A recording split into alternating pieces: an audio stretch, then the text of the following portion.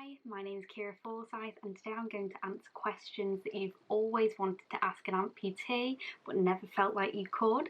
As always, I am joined by my left-hand man Stumpy, so I'm sure to gain his insight throughout the video. I felt like this was such a necessary video to do because there's two ends of the spectrum. There's people who ask the most outrageous, inappropriate questions, and today I won't be covering any of those topics, but questions were sent in. And then on the other hand, you've got people who've got the most innocent interest questions, like it's just things that they've always wondered but people don't feel comfortable to ask, and I'm a pretty open book. Like, anyone who's ever spoken to me will tell you that I don't shut up. So I felt like, who's better to answer these questions than me?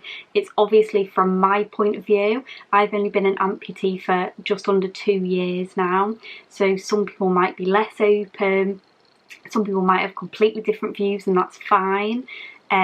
But from my point of view and Stumpy's point of view, this is how we would answer these questions. So I asked them over on my Instagram a little while ago, and I got quite a variety of questions which I love. But I've also recently been working in schools, and some of the questions the kids asked were just 10 out of 10, and they're completely different to what people my age would ask. So I've added some of those in as well because I thought they were adorable. So let's get started. So I'm not very good at counting, so this will be interesting because I'm going to try and keep count of the questions, but I halved my ability to count because I count on my fingers. So normally we only get to 5, so we'll see how this goes.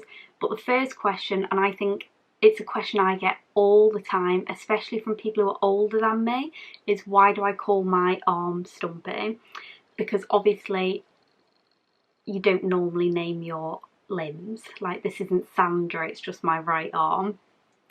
So for me, like when you have an amputation, the rest of the limb that's left over is called your residual limb. And it didn't sit right with me, that term. I was like, I'm never going to call it my arm and my residual limb. And I found that as children approached me and asked more and more about my arm, what had happened, you can't use the term residual limb. It's not memorable. When people go to ask questions back, they then just skip over that word because they haven't taken it in. It's an overwhelming thing. And for me, it sounded so technical, and that's not really me either. So for me, I thought, well, it's a stump. It's obviously going to be a boy, because why not? So I just named him Stumpy, and it's the most accessible thing for children. All of my friends and everything call him Stumpy now. Like, I even get birthday cards and everything. It's like to Keira and Stumpy. Like, he's more iconic than I am. I'm basically his guest. But that's how I've always seen it. I think disability should be made as easy to talk about as possible, especially for young children, because as they grow up, it stops the stigma around it, and I felt Stumpy was a great way to do that. And yeah, I always say he lives his best life, and I just sort of come along with him. So question number 2, does Stumpy get cold, and do you need to be more precautious of that? So the answer to this is yes. You basically, when you're an amputee, you get given Stump Socks. So it's basically, it just looks like a little white sock that you put on the end of your arm to keep it warm. I am not great at wearing them. It's not very fashionable. It's like a big white sock. Maybe I need to invest in some. There's got to be like some classy Stump Socks out there, so if anyone knows of any, maybe send some links. But yeah, I'm not the best at it. It does get very cold. I feel like a makeup artist right now, but clearly not because of my makeup. But Stumpy's scar is always a sort of pink colour. When he gets cold, it goes purple, and if he gets really cold, it almost starts to go blue, which I'm not meant to let happen, but sometimes it does. But I have to tuck my clothing to like keep him warmer. I do tend to have to layer up quite a bit, because the blood supply, basically, it doesn't get the same messages that like a hand would send to say it's cold. So it doesn't get the same blood distribution as it should. However, this has worked to my advantage because when I'm on the treadmill or like I'm sparring or I've done a bike session and I'm sweating, Stumpy is like an ice pack because he still doesn't get hot. So I do tend to like dab my neck and my face a little bit with my arm to cool me down, which I'd say is a huge advantage. So question number 3, where is my left arm now? Sorry about the cars, by the way, this is just going to keep happening. So when I had my arm amputated, I basically gave like my religious views and everything like that, which I won't go into in this. But based on that, they basically make decisions about what happens with your arm. So as far as I am aware, I'm in the UK, by the way, you can't keep your limb, which apparently used to be an option, which I think's bizarre. Like I couldn't imagine like having above my bed like my little arm in a jar or whatever, like embalmed. So apparently that used to be an option, but it's not anymore. I'm pretty sure you could have your arm cremated, but to be honest, it did me no favours. So I was more than happy to not have that. And I feel like I'm the sort of person who would knock it over. It would just be a nightmare. Like, can I have a hand picking up my hand? It just doesn't work. And then I think for some certain religions, once it's amputated, you can have it kept in some sort of like morgue kind of thing, so that you can have the body buried as a whole. But I didn't look into that an awful lot because I'm not looking at being buried. So for me, my arm went in the bin. Like quite literally, it goes in some sort of medical waste bin. I assume it gets incinerated and then goes to landfill somewhere. So yeah, I don't write my arm postcards or anything because I've got no clue where it is. But that's great because like cremated ashes are great for the environment, so at least it's doing something good. Question number 4. This should be easy because I'm still on the numbers on my hand. How did you learn to drive? So I actually passed my test a year ago this week, which means I get to take my black box out, so I can now continue driving at 30 in a 30, but without being monitored doing it, which is a different principle. So that was one of the things I was most excited about having my arm off. It was the thought of being able to drive. How my arm was previously, which I'll explain in another video, I basically would pass out if anything touched it, so I was not allowed to drive clearly, because if I accidentally brush it off something and I pass out of the wheel, I don't, like, do you know what I mean? It's not ideal. So as soon as I had my arm off, I was like, I am looking at lessons. So I can do a bit more detail on this if amputees need this sort of information. But I learned to drive. You go for an assessment, so you pay, I think it's like £90 to go to this assessment centre. You go there, you do like a driving lesson with someone there. I obviously did it in an adapted car, so it was an automatic because I can't do a gear stick. You can actually learn to drive if you've got one arm in a manual. I think they put like an attachment, but I wasn't really that fussed about a manual car anyway, so for me an automatic was the easier choice. So I went out in an automatic car. They had loads of different devices that they basically kept swapping out on the wheel and stuff, and then they watched me to see what I would need. So I'll show you in another clip me actually driving and the sort of attachments in my car. But I have an automatic car, and the only attachment I have is a ball on the wheel, so that you can basically go like this to turn the wheel easier. And that's it. So it's on my driver's license that I have to drive with those attachments on, otherwise it is highly illegal and probably dangerous, especially a roundabout, because I can't obviously feed that wheel. But it's been one of the most amazing things for me. I got an instructor who only teaches people in automatic, and I think I was learning for about 2-3 months before I passed my test. I'm not saying Formula 1, I'm coming for you, but watch this space. You balance really weird on my car. I hope that stays there. I'm not driving anywhere, hence no seatbelt. Don't come for me in the comments. So this is my little Ford Fiesta. It's nothing crazy. This isn't like, what was that MTV show where they used to do up people's cars? Pimp My Ride. It's not quite that level. So what I have on my steering wheel is this. I always touch this bit and it's got oil on it, so my aim is to not do that in this video. So it's got a push release here that pushes this in and out, and it then clips in to an attachment on my steering wheel here. So basically when I'm driving, is this going to show very well? I grab onto this. Oh, you're sliding. And so basically when I'm driving, I hold on to this ball and it moves with my steering wheel round, which is so much easier than having to turn the wheel manually like this, because obviously you get to a certain point and you're stuck. And then my car's just an automatic. I would show you all of that, but it's a bit of a mess at the moment because I haven't had it hoovered. But that's just how I drive. So question, we'll go with 5 probably. How do you itch your right arm? So I know who sent this in as well. So basically I can't itch my right arm. This doesn't do anything.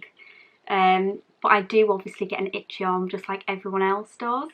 So I get my friends to itch it. There's probably some proper way to do it. I just find the nearest stranger and ask them, can you itch my arm? So yeah, sometimes I feel like it's good to be independent, but there's got to be levels to it. And for me, asking someone to itch my arm isn't asking above and beyond. So I've never had anyone refuse to itch my arm. It's the same with spreading like sun cream and stuff like that. It's not ideal. I do just put it on Stumpy and spread it. But I've tried to do that with fake tan before, and Stumpy ended up like brown, and my right arm looked like a patchwork quilt. So that's another skill I need to work on. So question number 6, how easy was it to adapt workouts and exercises? So that's a really good question, and I'll probably do quite a few videos about gyms and stuff like that because I am a bit of a gym rat. Like it takes up most of my life. So when I had my arm off, I had a huge imbalance between my back and my shoulders because I'd obviously used my right arm for years and my left arm had been completely immobile for 4 years. And that gave me a lot of back pain. So I looked to get a PT. So my PT is Rob Massum, who I will always big up. Like, he's one of the best people I've ever met and he literally changed my life.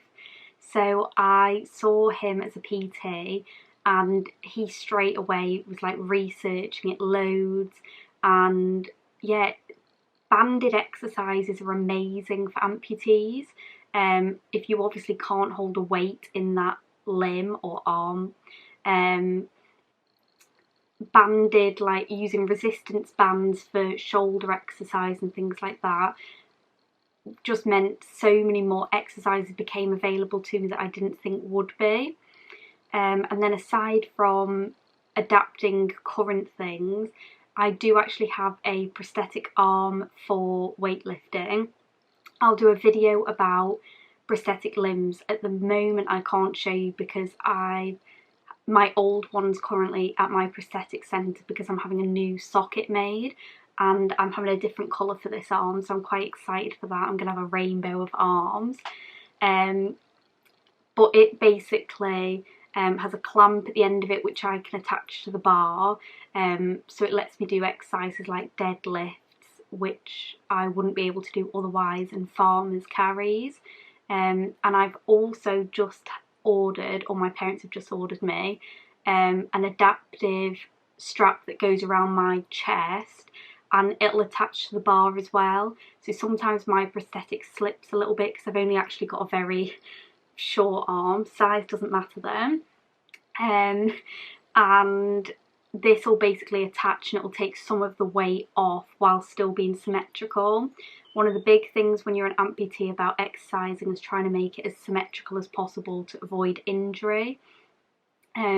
Exercises like press-ups I'm still working on, but I'm going to get there. but most exercises I've found so far can be adapted. I would love to be able to do like snatch and actual like weightlifting. So I've been snatching at the moment with kettlebells and like just handheld weights, but I want to build that up to being able to do it with a bar, and it's going to take me a while to do, but I'm going to be hench, so anything's possible. So I've completely at this point lost track of where I'm at with the questions numerically, so we're just going to start freestyling from now on. So the next question is, can I still feel my arm now that it's gone? And this is one of my favourite things to answer. So yes, it won't show up on the camera, but I can actually still move all of my fingers, and it twitches different parts of my stump because it is the actual, like, is it the muscles or the tendons or the ligaments? I'm not very technical.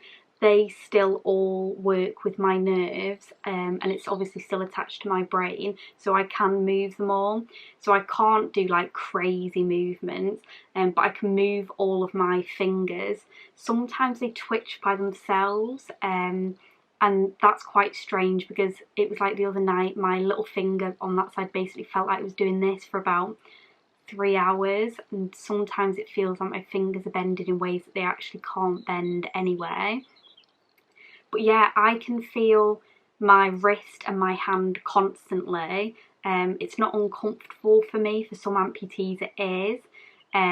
Sometimes it feels itchy. When I'm running I get like a sweaty palm sensation, and sometimes it feels hot or cold. And sometimes it's quite strange because sometimes it feels like my arm's the standard length, and sometimes it almost feels like my hand is inside my arm. So that was quite strange getting my head round that. People like to joke that I can flip people off if I want to, and I can.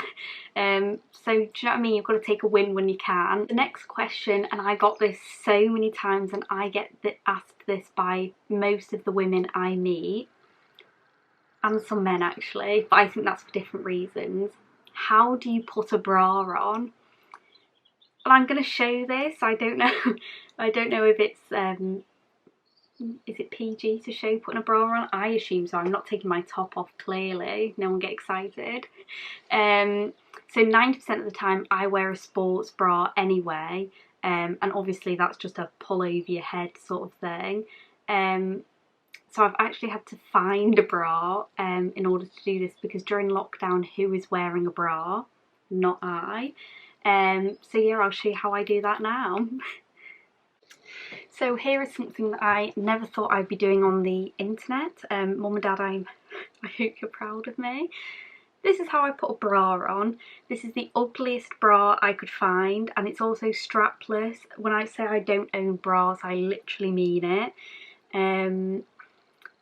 But yeah, this is how I put one on. So I grab the end with the little clasps. I don't know why I've chose a 3-clasp bra for this. Any females out there or any men who wear bras will know that this is a nightmare. I've also got a 4-clasp bra that was not being used. So I hook this under stumpy. It's such an awkward height, this. I hook it under stumpy to hold it in place. I then grab the bra, pull it round, pull it tight, pull this and hold it a bit closer, and then I clasp each individual thing. I'm going to have to show you this now.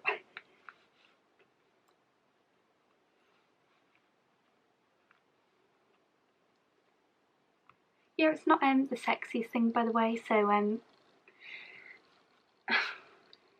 and then I grab it. There's got to be a better way to do this, by the way. If any amputees are watching this and they're like, what is this girl doing? Just let me know. I then grab it, twist it round, which is so hard to do over clothing. Pull it up to where it's meant to be, and there we go, we've got a bra on. Undoing it, less easy. So yeah, that's how you put a bra on one-handed. There's like, obviously if it's got straps, I twist it round and then put the straps on. It's a lot harder, but to be honest, I don't wear one that often. A sports bra or a bralette is what I tend to wear. I'm so out of breath doing a bra. What a fitness queen. My next question, how do I cope with people staring all the time? And this is something that I noticed straight away as soon as I'd had my arm off. I think there's levels to it. I think it's sad that we're taught not to look at disabled people. There's levels to it. I think obviously staring intensely at someone and sort of in a judging way is a bit different. I wouldn't like that either.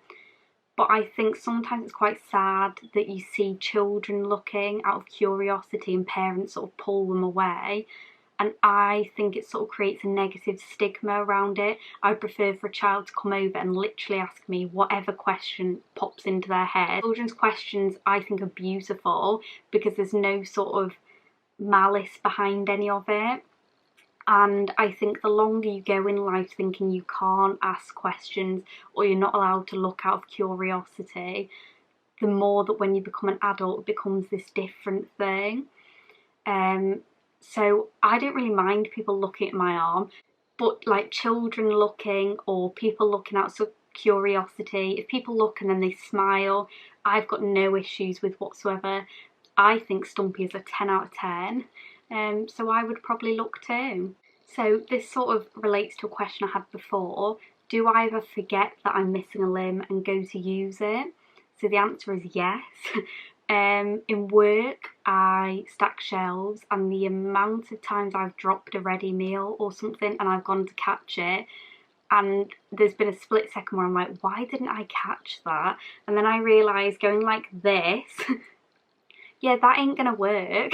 I'm actually quite good at catching, but sometimes I just forget because I can feel my hand like here, and I do go to catch. There's a few times I've gone to clap, that's been a bit awkward. But yeah, because it's always there, so there is sometimes that split thing in your head. Although in my dreams, I always have one arm. And I got told that I would always dream as if I had two arms, but I don't. And I've had really vivid dreams in which I've just had one arm, and I've struggled in my dreams carrying things and doing tasks. So I think that's quite strange, and I would love to know the science behind how all that works. So my next question, how do I feel about showing my amputation and scar? So for me, like my friends will tell you, I always turn my body so that Stumpy is facing the camera. If we're going in like a group photo, Stumpy is getting in the photo. I very rarely have any photos now in which my right arm is the side I turn towards the camera. I feel quite confident since I've had my arm off. I used to be very, very shy, and having my arm off sort of changed all of that for me. So I don't know whether it's a confidence thing that I like show Stumpy, or whether it's because I think he's the star of the show and why wouldn't I show him. But most of the time I wear my clothes like I do now unless it's cold, so I just roll my sleeves up. I've never been one to like hide my arm, and I think the scar is the most amazing thing. I'm going to try and show it. I might have to put actual photos in. But so I've got the actual scar that runs the whole way round, and then I've actually got like 40 or so little white lines, and that's all these stitches from my first amputation, because I've actually had two, and I wish I'd counted how many stitches there actually were because it was a ridiculous number. But I love like all of the little things. I like scars in general. I think they show a story, and I'm fascinated. I'll say to people like I'm friends with or whatever, like, oh, how did you get that scar? And I think this is such a cool scar to have. An aeroplane.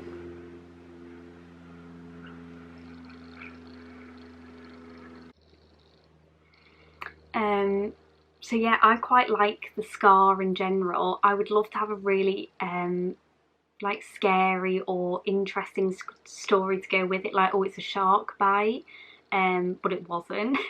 It was a squirrel, so it doesn't have that same sort of impact. But I really like the scar. I think it's interesting, and I like my stump. I like how it looks. That was one thing going into the operation. They were like, you might psychologically not actually like how it looks, and that could have a huge confidence impact. But I think it's pretty damn cute. I've actually got scars all on my elbow as well, so he is a bit of a patchwork mess. But like, he's got a lot of podge, so this is all fat and muscle. And it's one of my favourite things. I call it his cushion, so that he rests on it.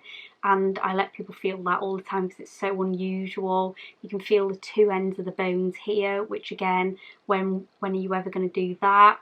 So yeah, I think he's fascinating, really. This is a question I probably do get asked loads in person. How do you tie laces? So this is a skill that I learnt to do by watching YouTube videos, and Velcro shoes can only get you so far. I've now adopted the Croc. I think Crocs are coming back. And they're obviously very easy, slides are easy, so I do tend, if I'm like in a hurry, I'll just slip those on. And I am known at times, don't get me wrong, for asking people to tie my laces for me, but personally, elasticated laces I just can't do. So they might do it for some people, I just can't do them, because I'm quite a trainer person as well. I've got quite a collection, and the thought of putting elasticated laces on them, I just could never. So to tie my laces, you start off doing it just like anyone else would. You do that little crossy over thing, and then on the left hand side I have to pull that as tight as I can, lift the front of my foot up and tuck the lace under there. It doesn't always work out. Then I pull the right, make a loop, and then you've got to try and hold it all with your thumb and your other finger while you grab this lace and flick it over. Then you pull it through the hole just like you normally would, but obviously normally you would do it with your other hand. And then I use my fingers to stretch it. It would be so much easier if I had a bigger right hand, but I don't. And then because I can't do laces particularly tight, I do try and double knot them, and sometimes this is where it all goes wrong. And that's how you do laces one-handed. My next question, how do you style your hair? I don't even know how I'm going to show this on camera. It's going to be a little bit of a mess, but bear with me. I can only do two techniques myself. I can do a ponytail and I can do a bun. And it took me a whole year to learn how to do these. And the amount of times me and my friends literally sat down on a living room floor trying to work out how to do this. But we finally mastered it. So this is not going to be sexy at all. If anyone's into that sort of thing, maybe skip past this step. And yeah, I dread to think what I'm going to look like doing this, but here we go. So I've got very long hair anyway, so maybe if I shaved it all off, that would make it a lot easier anyway. I always use a scrunchie, because a bobble, I've got quite a girthy arm, and I can't get it through the bobble. So with my right hand I grab the scrunchie, I flip all of my hair forwards, which is a really sexy Hagrid sort of look, and I collect it all on my left stump. I then get my scrunchie like this, collect it all,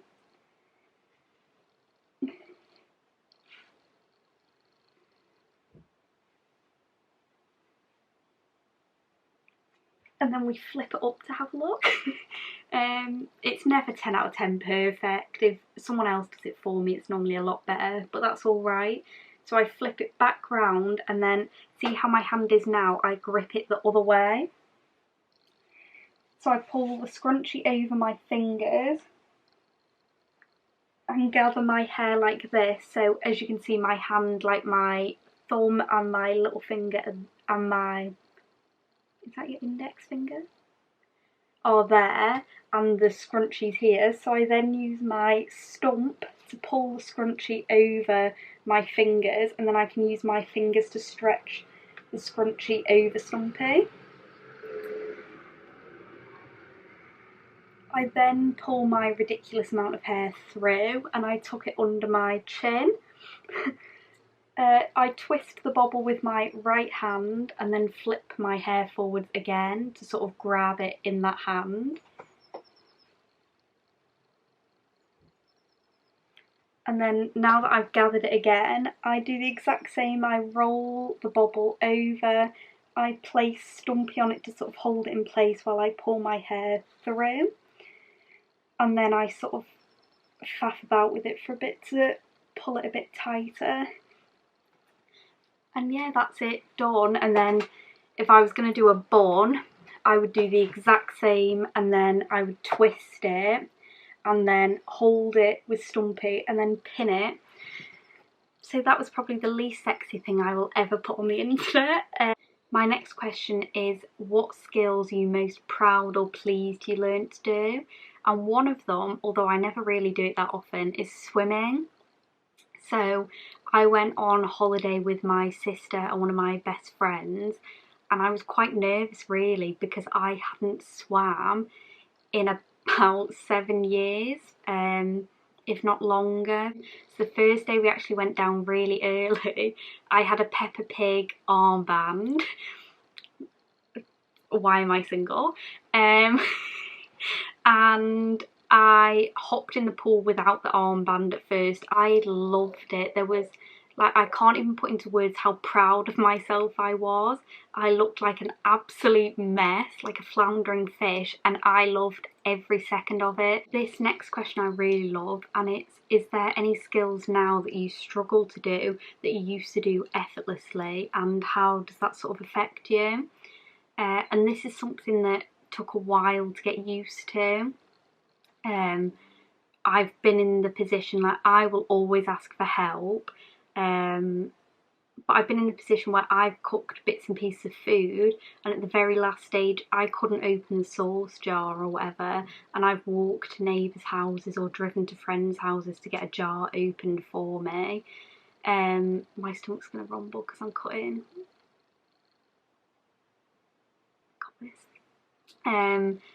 I've been in the position where at train platforms I haven't been able to open a drink, and I've asked people for help and they've either said yes or no. Some people just say no and that's on them. But I've always been quite open with people helping me. I had friends at school who would cut up worksheets for me because using scissors one-handed, a one-handed utensil that was not made for one hand, I kid you not. The pizza wheel was not designed for one hand. It looks like it was. It wasn't. Another question I got asked is, do you now still have to go to the hospital? So I do quite frequently. So even though I've now had 2 amputations in the space of 2 years, which is quite the achievement if you ask me, how many people can put that on their CV? I do go quite a bit. So I mainly now go to the hospital for prosthetics, which I think is the most interesting thing, and if I can ever show the journey of getting a prosthetic, I will, because that's something I've realised since having them. I get so excited for those appointments. The whole process of the casting, discussing like all the aspects, how they're going to do it to help my arm in particular. The whole journey of getting a prosthetic is the most exciting thing, and like picking it up and then getting to use it in everyday life, I love that. So that's what I tend to go to the hospital for now. I don't have to go for pain anymore, which is amazing. I don't take any medication, which is a huge win for me. I previously could have blamed being a bit dim on medication. Now it's just me. Take me for me. And all of my strange behaviour, people used to go, well, she doesn't really sleep much, and now I do, which is another question I've had. So people have asked why I sleep so much, and that's because I post it quite a bit on my social media. So when I was in pain, I slept about 2 hours a night in 15-minute intervals, which was tragic. And since having my arm off, I tend to sleep about 12 hours at night in like one solid block, and which is quite intense. A lot of people, I think it's like, is it 8 and a bit hours or 9 hours is the average? So I do 12, and then I love a nap. So I still get tired during the day. So I tend to nap between an hour and 2 hours a day. if I can nap more, I will. There's been periods where I've slept through entire days, and that was closer to when I'd had my surgery. And I think it's basically just my body trying to make up for the fact that it didn't sleep for so long. I sleep constantly. Like if I'm going out with friends, I just sleep in their cars. I sleep on the train. The positions I sleep in, I drop like a toddler. And there doesn't seem to be that thing in my head where it ever gets to a point that I've had enough sleep. So I feel satisfied, like I know I've slept so well. But there's no point where, you know, when people say like, oh, I can't go to sleep now, or oh, if I nap now, I won't sleep later. Yeah, I can nap. And if I do like 2 or 3 days in a row with no napping, yeah, I get cranky. The question I got asked by a couple of girls was, how do you do your makeup one-handed? Now, I ain't going to do a tutorial because like the camera's probably doing it justice. I cannot do makeup. Skincare queen, but my makeup basically consists of like tinted moisturiser, something to brush my eyebrows into somewhat of a shape, and mascara. Oh, and I do love a bronzer, and that's literally it. But in terms of actually showing anything, to open packages, hashtag not sponsored, wish it was, I use Stumpy. So Stumpy, the jars go on him and he basically almost suctions them. Everyone should have one of these. You suction it on to undo lids. Any sort of creams I have, or if I'm ever using foundation, he becomes a palette. So I squirt whatever on, mix it with my brushes, and then I just dab onto Stumpy. Opening things, I'm sat at my thing now. This is filthy, by the way. I hope this isn't picked up on camera. I hook stuff in Stumpy to like loosen it to start it off. So he grabs it and then I undo it. And then as I'm actually using the products, I do tend to hold the thing in my arm and then use it that way. I'm not going to show opening mascara because I just bite it and my mascara looks minging because of it. But we move. But yeah, for basic, like for makeup, I just utilise that part of Stumpy. So thank you so much for watching. If you've made it to the end of this video, I give my hand to you. It's sort of blabbed on a little bit, but the questions people ask, I get constantly, or people feel uncomfortable to ask them, so I think this is a great way to do it. This is the first video I've done on this channel, but I also do videos for the For You YouTube page, so I'll put a link to that down below if you want to see more content like this. They have creators similar to me, and they share their stories too, so check them out. And if you'd like to see more of what I do in terms of training, being an amputee, and questions like this, then please subscribe and do leave comments down below. I take all feedback on board. Please, nothing mean about Stumpy, he has feelings. So yeah, thank you so much for watching and I'll see you next time. Bye!